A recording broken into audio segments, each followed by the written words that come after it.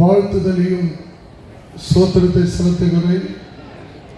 இந்த நாளில் அருமையான அண்ணன் எபினேசர் ஐயா அவர்கள் இந்த கிறிஸ்து பெருவிழாவை தாங்கள் நடத்துகிறது. அவருக்கு நன்றி செலுத்துகிறோம். அவர் நிச்சயமாகவே ஒவ்வொரு வருஷம் செய்கிறதை பார்த்து மிக மகிழ்ச்சியாக இருக்கிறது. கிறிஸ்து ஊழியர்களை தூக்கிவிடுவது போல், உடைந்த மக்களை தேற்றுகிறது போல் அவரை இந்த அதே போல் அருமையான அண்ணன் தர்மபுரி சட்டமன்ற உறுப்பினரும் மாவட்ட அமைப்பு தலைவருமான ஆட்சி சேகர அண்ணன் உட்கார்ந்திருப்பது பற்றி நன்றியை தெரிவித்துக் கொள்கிறேன். சிஎஸ்சி பேரர் ஐயா அவர்களுக்கு நன்றி, இசி பேரர் அம்மா அவர்களுக்கு நன்றி, ஜாபஸ் அண்ணன் அவர்களுக்கு நன்றி, சோயர் அண்ணன் அவர்களுக்கு நன்றி, மேல உட்கார்ந்திருக்கிற அனைத்து தலைவர்களுக்கு நன்றி, பாதுகாவலர் அவர்களுக்கு ஐயாவுக்கு நன்றி சொல்லிட்டு சில வார்த்தை சொல்லி, ஏனென்றால் சுயதர திருச்சபைகள் 65 திருச்சபைக்கு மேலே இன்றைக்கு தமிழகம் முழுவதும் இருக்கிறது. இதில் எந்த மாநிலத்திலையும் செய்யப்படாததை தமிழக அரசு இதுவரைக்கும் எந்த அரசாங்கமும் செய்யப்படாததை கிறிஸ்துவ நல வாரியம் உபதேசியர் என்று சொல்லி ஒரு வாரியத்தை அமைத்து அது அரசாங்கத்தில் ஒரு நலவாரி உறுப்பினராக இருக்கிறோம். உடைந்து நாங்கள் அந்த நாட்களிலே மாண்புமிகு மறைந்த முதலமைச்சர் கலைஞரைய காலத்தில் இருந்து சொல்லணும், சிறுபான்மை பாதுகாவலர் என்றால் திராவிட முன்னேற்ற கழகம் என்பது அந்த நாட்களில் இருந்த கிறிஸ்தவர்கள் எங்களுக்கு உதவி கிடைக்குது, உதவி கிடைக்கல, எங்களுக்கு சலுகை கிடைக்குது, சலுகை கிடைக்கல. நாங்கள் ஆரம்ப காலத்திலிருந்து அனைத்து கிறிஸ்தவ நாங்கள் திராவிட முன்னேற்ற கழகத்தில் மாண்புமிகு மறைந்த முதலமைச்சர் காலத்திலிருந்து அந்த விதை முளைத்து இன்றைக்கு சிறுபான்மை பாதுகாவலாக இருக்கிற மாண்பு முதலமைச்சர் ஐயா அவர்கள் எந்த மாநிலத்தில் செய்யப்படாத சுயதர திருச்சபைகள் மெயின் திருச்சபைக்கு ஒரு நல வாரியத்தை அமைத்து இன்னைக்கு உடைந்த ஊழியர்களை தூக்கி விடுகிற ஒரு ஆசீர்வாதத்தை நாங்கள் பார்க்கிறோம்.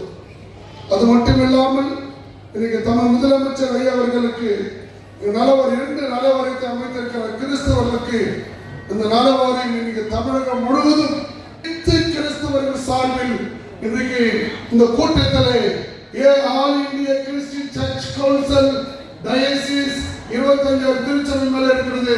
நாங்கள் நன்றியை தெரிவித்துக் கொள்கிறோம். பைபிள் ஒரு வசனம் சொல்கிறது, லூக்காவின் சுவிசேஷம் 2ஆம் அதிகாரத்தில் 10வது வசனம், பயப்படாதீர்கள், நின்று கொண்டு கிறிஸ்தவ ரட்சகர் தாவீது உங்களை பிறந்திருக்கிறார், பயப்படாதீர்கள், தேவதூதன் நின்று சுற்றி பிரகாசித்தது வசனம் சொல்லுகிறது.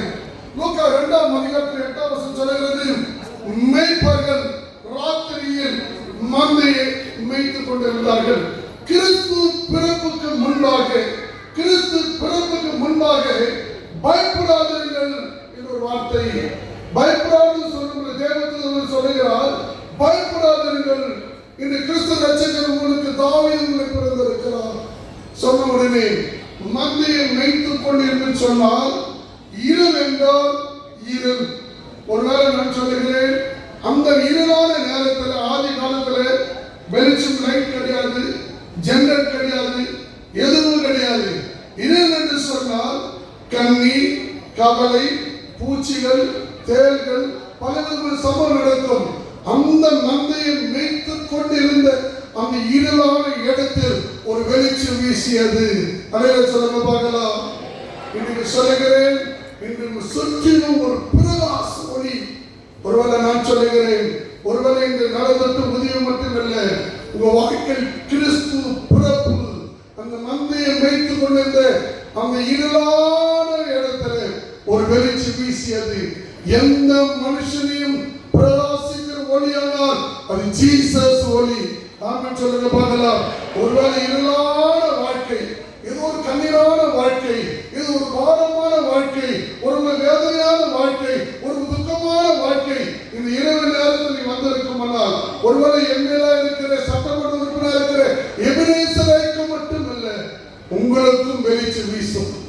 உங்க துக்கம் சந்தோஷமா மாறும். அன்றைக்கு மேய்ப்பெண் மந்தையை மேய்த்து கொண்டிருந்த ஒரு இருளான இடத்துல எந்த மனுஷனை பிரகாசத்தோடு ஜீசஸ் பைபிள் சொல்லுது எல்லா மனுஷனையும் இயேசு நேசிப்பா. நான் பேசும்போது ஒவ்வொரு ஆயிரம் பேசும்போது சொன்னார்கள் அன்பு அன்பு அன்புன்னு சொன்னார்கள். பைபிள் சொல்கிறது அப்போஸ்தலர்கள் புத்தகம் 9ஆம் அதிகாரத்தில் சொல்லுது தமஸ்குக்கு போய் கொண்டிருந்த ஒரு சவுல் துன்புறுத்தினவன், ரவுடி, சபை மக்களை வெட்டினவன், குத்தினவன், சபை மக்களை விரோதமாக பேசினவன், சபை மக்களை துன்புறுத்தியவன், ஒரு நாள் கர்த்தர் சடன்லி ஒரு ஒளி வீசியது.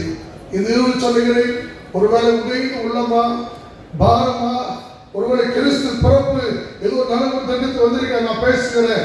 ஒரு போலீஸ்காரன் 1991ஆம் ஆண்டு 7ஆம் மாசம் 23ஆம் தேதி தண்டவரத்தை தலை கொடுக்கப்பட்ட ஒரு மனுஷனை இணையான வாழ்க்கையில ஒரு ஒளி வீசுவனா அது ஜீசஸ் ஒளி.